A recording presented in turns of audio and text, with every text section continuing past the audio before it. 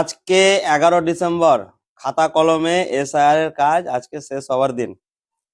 কিন্তু সকালে যখনই আজকে সব হিসাব মিলিয়ে জমা দেওয়ার জন্য প্রস্তুতি নিচ্ছিলাম, বিএলও অ্যাপস ওপেন করে দেখছি একটা নতুন আপডেট দিয়ে দিয়েছে, এবং সেটা সব থেকে ভয়ঙ্কর আপডেট।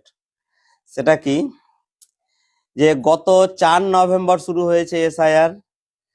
সেই তারিখ থেকে নিউজে বড় বড় হেডলাইন করে বলা হচ্ছিল কি, যে ফর্মের সাথে কোনো ডকুমেন্টস জমা দিতে হবে না।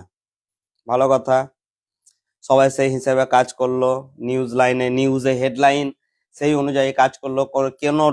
কেউ ডকুমেন্টস জমা দেয়নি, কেউ ডকুমেন্টস জমা নেয়নি, অনেকেই।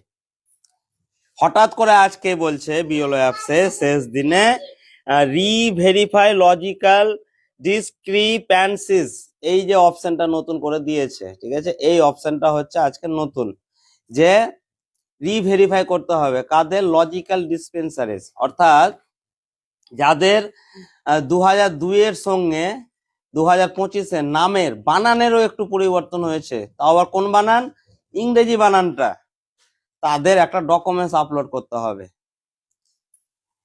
বুঝা গেল? এবার ধরুন এটাতে কাদের কাদের হবে, ধরুন আপনার 2002 সালের ভোটার লিস্টে ইংরেজি বানান ছিল SEKH শেখ, এখন আপনার ভোটার লিস্টে শেখ বানান হচ্ছে SK শেখ, তাহলে তার জন্য দিয়ে দিয়েছে ডকুমেন্টস এর একটা অপশন, ডকুমেন্টস তার জন্য আপলোড করতে হবে।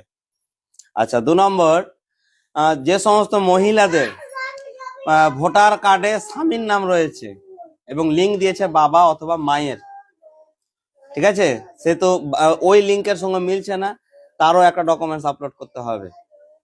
আচ্ছা, তারপরে ধরুন যে সমস্ত ছেলের বা মানুষদের ভোটার কার্ডে হয়তো বাবার নাম রয়েছে SK শেখ বর্তমানে, আর 2002 সালে ওর বাবার নাম ছিল SEKH শেখ, তারও ডকুমেন্টস আপলোড চেয়েছে। এইভাবে সবার ডকুমেন্টস আপলোড চেয়েছে যাদের একটুও বানান পরিবর্তন হয়েছে। এবার এটা খারাপ কিছু নয়, এটা ভালো জিনিস।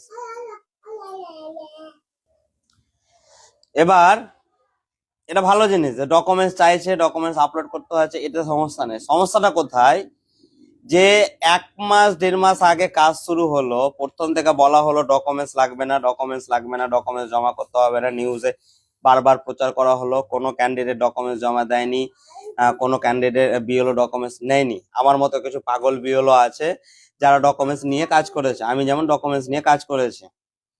তো এই যে এখন ডকুমেন্টস চাইছে শেষ দিনে, এটা